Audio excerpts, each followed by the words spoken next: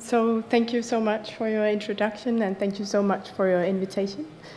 I'm going to talk about the ethical and social aspects of personalized medicine, looking at the patient and family experiences. So thank you, Jillian, for the wonderful sharing of your story, and you really, it fits very well in what I'm, of course, also going to talk about, and I think we have so many common points here. And yeah. So I want to make 3 points today, but first I'll give you a little bit of background, and then I'll talk about some ethical concerns, and I'll introduce the idea of data sociality and the role of genetic databases and Facebook in diagnosing children with rare diseases. And then I will talk about de-stigma, or the patient's experiences of new genetic disease names. Just briefly a little bit about the study I have conducted. So I've been part of a huge research project looking at social, ethical, legal aspects of precision medicine in Denmark for the past 5 years. And we are a group of 10 researchers, and we look at different medical fields. I have looked in particular at the field of children with rare diseases in clinical genetics, and I've also looked at the field of diabetes with the rare monogenetic forms of diabetes called MODY that were briefly introduced yesterday. So that are the 2 cases I'm going to talk about today. So in clinical genetics, what is at stake is very much what Jillian just took you through. So I've been following children here that comes to the geneticist with children who have demonstrated developmental delays and cognitive or social challenges in preschool or school or early childhood. And what characterizes them are that they have often gone through many, many years of childhood, going in and out of pediatrics, maybe also pediatric psychiatry, and not getting any answers as to why their child is different. So they have long diagnostic journeys, just like Jillian and Sam. Some of them, those that I met, were also 16 years old and did not have a diagnosis yet. But what they also had in common was that they often were met in the system with suspicions that maybe this was also about being bad parents and being a lazy child in school. So these quite difficult symptoms to place and to diagnose can also end up being stories in the system about unfit parents, or just not very bright children. And in the field of diabetes, it's quite different, because here I've not been in the clinic. Here I've followed, well, yes, I've also been in the clinic, but it's a big research project in Denmark looking at precision medicine or personalized medicine in diabetes in these monogenetic forms of diabetes called MODY3 and MODY2, where you find a mutation in the GCK gene or a mutation in the HNF alpha gene. And in this project that's called Translate and is funded by the Innovation Fund Denmark, they aim to identify and re-diagnose 1% to 2% of the type 2 diabetes population because they have these rare genetic diseases. So I followed the clinicians and researchers, but I've also interviewed the patients who get this genetic diagnosis based on whole genome sequencing tests. And my overall, what I look at is what happens when we introduce exome sequencing and whole genome sequencing in the encounter with patients. This is what MODY stands for, the maturity onset diabetes of the young, because it starts very early in life. Okay, so how have I done it, and with whom have I met? So as an anthropologist, I work with qualitative methods. So I do participant observations in the clinical setting. So I'll observe genetic counseling sessions with both patients with diabetes and children with rare diseases and their families. And I interview patients and families in their home after the genetic counseling sessions to understand what did they take from this, how do they experience the offer of new knowledge from genetic testing, and how do they use it. And I also interview clinicians and bioinformatics and many other professionals. But today I'm going to mainly talk about the patient and family perspective. Just a little bit about the Danish context, which I assume you find interesting. What is particular about Denmark is, for one, it's publicly financed healthcare based on tax money. So that means, shortly, that healthcare is for free for everyone, and there is no insurance refunding or anything. This has implications for the choice of what kind of treatment we introduce, and we also have something like NICE in England to decide, or to recommend, to recommend and not decide. In Denmark, there was a national strategy for personalized medicine made by the Health Ministry in 2016. So this is very much, as we talked about yesterday, we need governance and policy decision makers to come into precision medicine. This is very much already happening in Denmark. Also illustrated by the establishment of a national genome center. In 2019, it became a government agency, which is pretty telling. Okay, and also I think in 2018 the Novo Foundation gave 1 billion to collect the first 60,000 genomes to put into this national genome center. And the project on diabetes is sort of one of the first pioneers to put in whole genome sequence samplings in this national genome center. Okay.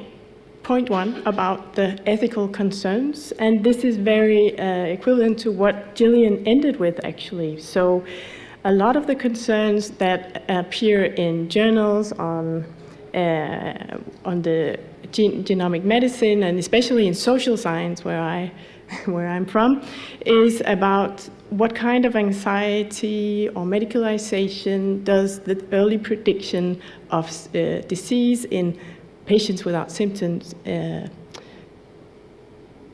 bring along. Does genetic knowledge create more fear and medicalization? Well, I just want to share some quotes with you from patients that we interviewed, actually about where they put their sign in terms of the consent forms. Do you want to know nothing as a return knowledge from the whole genome sequencing? Do you want to know what we can prevent and treat? Or do you want to know everything? And just like Gillian said, how do patients respond to this? What's the image or the expectations of knowing everything that we associate with whole genome sequencing?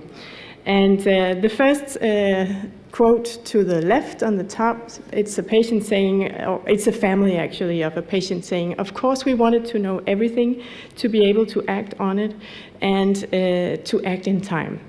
And this was something that was quite typical across the interviews with families, that even though I heard the clinicians and the geneticists in the clinic say very clearly that if you cross off the last box on the consent form, it means that we have no treatment, we have no prevention. It could be, for instance, if we stumble across accidentally Alzheimer's. And yet when I interviewed some of these families a month or two later, they still had the idea that genetic knowledge is something you can act on. So just to be sure. And there are, of course, also some who said we only want to know the things that can be treated. But then the quote to your right, it's the father of a child. They've had an exome trio, and he says, we wanted to know everything. Oh, I really need my glasses here. Okay, sorry. And we were disappointed when the doctor told us on the phone, we didn't find anything, but we didn't look cursory and we didn't stumble over anything. It would have been nice if, and then the dad says, it would have been nice if they had made an effort to explore it in more depth. And to me, it was very interesting to know what happened in the genetic counseling session and how well the clinician took time to explain that we will not search for this, we will not search for Alzheimer's disease, but we might stumble across it. And still, a few months later, the dad had actually expected that they would get some knowledge about, or assurance about, would we get cancer, would we get Alzheimer's? So this is actually just to remind you all about the importance of creating realistic expectations to what genomic medicine can achieve and offer. Moving to my second point, yesterday we agreed upon the importance or the reliance on personalized medicine on data sharing, and we talked about data governance. And with this concept of data sociality, I'm moving into that area of data sharing. And a central concern in data sharing that we've also touched upon is the protection of patient privacy and patient, the personal identity should be ensured and protected. We need to put in safety measures in these infrastructures we're building around personalized medicine. And this is important. And I came across something very interesting in the following these children diagnosed with rare diseases in the clinical genetics. So this part of the presentation will only draw on the empirical material from rare diseases. And what I came across here was that in the diagnosing of children with rare diseases, sometimes it was a huge obstacle that there were these anonymity regulations in the genetic databases, for instance. And I therefore ask here how, I really need my glasses. What is the role of genetic databases and Facebook in diagnosing children with rare diseases, and what forms of communities emerge between children with rare diseases in the diagnostic process? Okay. So importantly, for you probably all know this, but for doctors to diagnose a child with a rare disease, a rare genetic disease, they need to compare the child's data with the data of multiple other children. And this is particularly relevant when, as Gillian also touched upon, when it is not inherited from the parents, but this is a de novo mutation occurring for the first time in the family history. And in these instances, respecting each child's rights to remain anonymous may be very important, but may also turn out to be a problem. Because when the geneticists that I followed tried to find out whether a genetic variation was in fact the disease-carrying mutation, they searched for, through these huge genetic databases that you may know, for instance, Decipher. But in these databases, the child is protected, the child's information is, of course, anonymized. So what they can see is the genetic variant, but not the phenotype. So if they want to see, hear more about the phenotype, what are the symptoms, disease history, or even see the images, they have to contact the doctor that's responsible for that child that has a genetic variant in the database. So the doctors become mediators of these data. And what do I want to say with that? So yeah, I already told you that this is about the de novo mutations, and what is really interesting here is that then other kinds of databases or knowledge bases become important, such as in Pete's story. And Pete's story is maybe a little bit similar to Sam's, but in his case, he was not diagnosed yet at the age of 10. He had been in and out of healthcare. Everybody knew that Pete had some kind of genetic symptom, but nobody knew what it was. And his doctors could not find the answer. But the parents were on Facebook, part of a big group of unknown rare disease. And suddenly, when he was 10 years old, his mother finds baby photos of another child that looks completely identical to Pete when he was a baby. And she contacts this mother in the US, and they go to the doctors, each of them, and ask them, could this be something? And then starts a new journey of diagnostics, and they find out that they share the same genetic variant and that this is the disease-causing variant. And they discover that there are 13 in the world with the same genetic variant. So suddenly Pete's parents and Pete have an idea of what this is. And Pete travels to the US and meets this other family and meets the guy called Jackson, who has the same genetic variant. And as you see here, he says, it's funny, me and Jackson look exactly like each other. I feel like I'm reflected by two people. And what I want to say here is that the use of Facebook is pretty interesting in terms of what our discussions on data sharing and what are the options there and in the future potential. And also, something happens here that I call de novo kin, the affinity or the resemblance between children who are not kin by descent. They have nothing. They have no blood in common, but yet they share biology or they share genetic variants.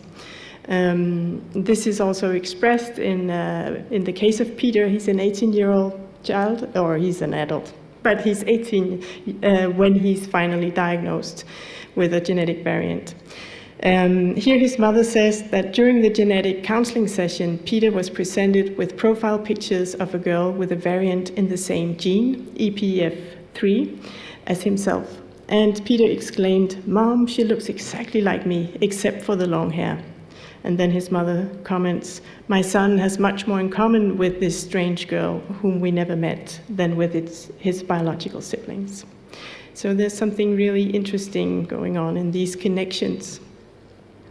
So Pete and Peter's experiences of sameness is in a way common among kin members with who share descent. Yeah, and children with rare diseases may experience this affinity with strangers that is close to a form of the de novo kin, or what we could also call a genetic siblingship.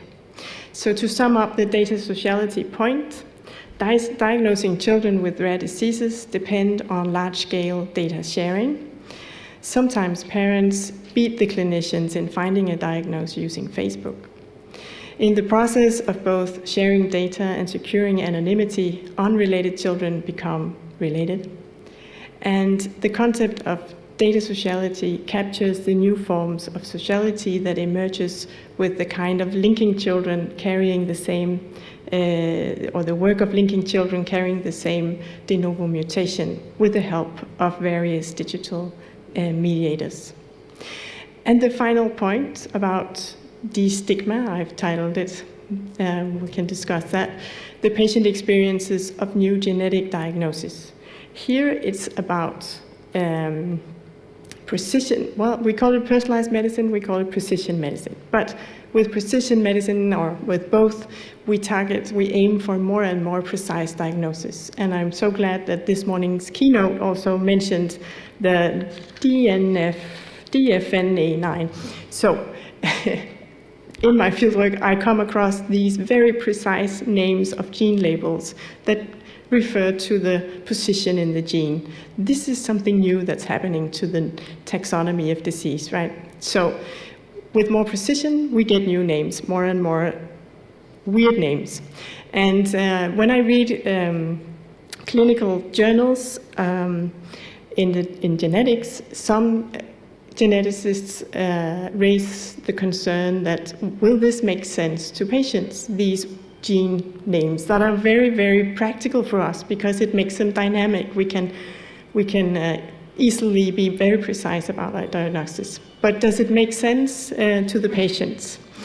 And historically we had genetic diseases named after the doctor who discovered the connection between a gene and a disease, so Huntington's or Marfan. But this is a really an interesting new tradition to have names like DFNA9 or DPF2 or whatever. So I was interested in finding out, how do patients experience getting these new gene names? So how do they use them, experience and make sense of the new genetic disease labels? And here I draw on both the fieldwork in clinical genetics and in the field of diabetes. And I'll start with a situation where a clinician here in the field of genetics gives Simon his diagnosis. She says, "Listen, Simon, we found an explanation for why you are different. You know, why you find schoolwork difficult and all that." And then the geneticist, I call her Esther, finds a paper and write down DPF2. And she says, "Yes, I know it's a strange name and it doesn't mean anything, and you don't have to remember it. But this does not change who you are as a person," unquote. And then I move to the field of genetics, where a doctor, I have to say that this is a situation where they have spent quite a few hours together with the doctor doing all kinds of measurements on this diabetes patient and discovering that they actually have a MODY. And the specific MODY is called the G246A. And here the doctor says, "So this is the name of the genetic variation you have? Well, it's not important that you remember the name. What's important here is that if we're right about this, it means that you will not develop diabetes complications and you will respond poorly to medical treatment. Therefore, we believe that you should not take medication, and then you are in fact healthy." So here you see the use of these new gene names, and you also see a lot of other interesting things that I'll get back to. But in social science, the classic story about disease labels is that they come to define us, they come to shape the way we see ourselves, and therefore it's interesting to look at how do patients experience disease names. And they also disease labels come with strong cultural and social associations, and not only do categories shape us, but we also change back the categories. So I just want to introduce this because I found something completely different in this material. What I saw is that for these families, when I asked them what this new diagnosis, what difference did it make? For instance, in Simon's life, Simon was the one with DPF2.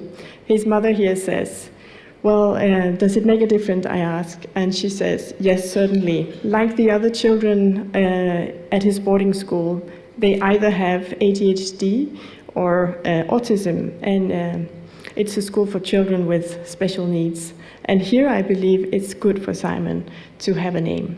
For instance, this winter Simon failed his exam, and now with the diagnosis we can articulate that he needs help next year. Simon can say, it's because I have this syndrome, and he doesn't have to just say, I'm not very good at Danish or math. So if we can find a way to use this in a constructive way and not just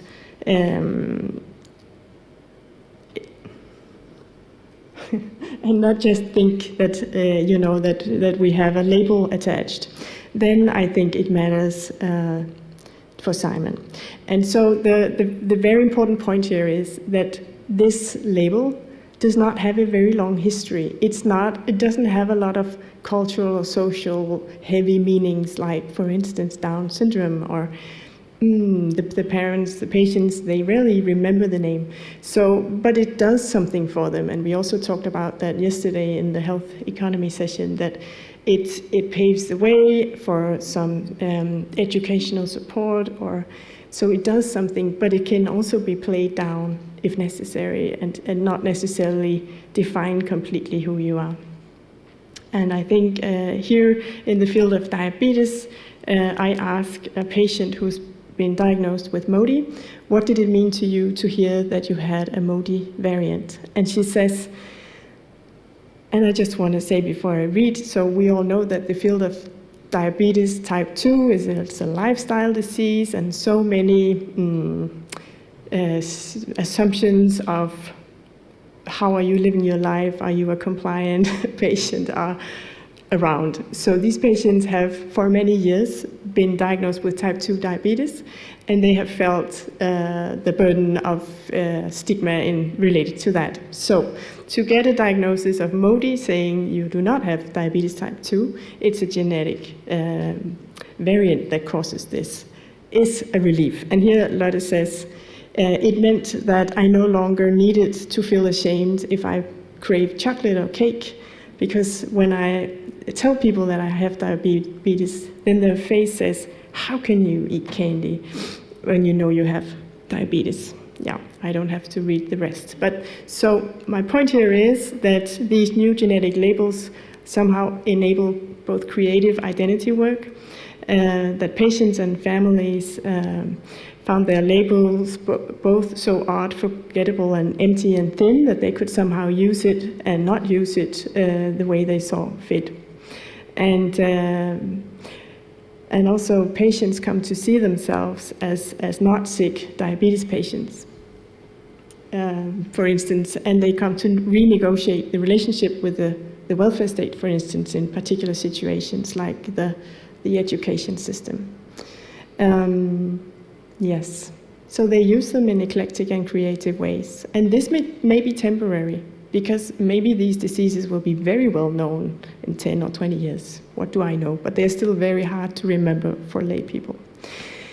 To just coming to the end here, I want to say something about the meticulousness and the time spent and the attention that these particular patients I have followed get. I've done fieldwork in the healthcare system in Denmark for more than 12 years, and I've seen many other areas of healthcare where you are at your GP for 10 minutes, in and out. But these sessions that I've a consultation of genetic counseling, they last sometimes for an hour. And even in the field of diabetes, in this research project, people are in a room with a doctor for almost 4 hours. So I just want to remind you that before I'm going to say this. So I'm going to read a quote from a patient. She's 50 years old. She's been diagnosed with type 2 since she was 12, which is very odd, right? But at that time, we didn't know anything about MODY. And she's been in and out of the diagnosis type 2 and type 1 diabetes, because that's what's symptomatic with MODY. They haven't been able to categorize them. And in an interview with Dina, I call her, I mentioned the visions of personalized medicine to target treatment to the individual patient based on genetic testing. And Dina's response is very interesting for us. She says, that is exactly what this is about. Genetic testing can do what no other healthcare person has ever been able to do. They can, and she means the healthcare staff, they generally consider me a number in or a serial number or a number in a row, and they have generally misrecognized my own account of how my body responds to the medicine and the blood sugar levels. So here she's actually telling us, yes, thanks. Here she's actually telling us that she's been in the standard care that she knows very well with GPs or the outpatient care for diabetes. She's been met with misunderstandings of how she herself understood the reactions to the medicine, and finally she gets she meets someone who understands and recognizes what she has known for many years on her own body, and also the expression here that it makes her sort of feel like unique or not just a number in a row is very telling. And it's not just Dina, it's a general general issue that I came across, especially in the diabetes population, that it is rare and they feel special, and they feel also that they suddenly get an attention that they've never had before in the healthcare system. And that's why I just told you how much time is also spent, because I think that's important. So coming to the end, summary about destigma. So these new disease labels carry no history and no heavy cultural and social meaning. The emptiness of the labels make patients feel that they can that these categories do not define them and who they are and who they want to be. And patients can use them, the new diagnosis, in more creative ways, but they also help them escape stigma or moral regimes and help them feel not as a non-compliant diabetic or a bad parent or a lazy child. And to end here with some issues for discussion, is coming across the whole presentation, should we talk more about the important work of translating genetic knowledge to patients? That's also Gillian's point. Should we ask patients what they imagine genetic knowledge can be used for before we let them out of the consultation? What does parental use of Facebook in diagnosing their child imply for the future diagnostic data governance? And how can or should government agency compete with data on, or interact with data on Facebook? And to what degree is the success of patients feeling one of a kind in personalized medicine research and diagnosis related to the time and attention and acknowledgement granted them in this particular context? And what will be the costs? Thank you.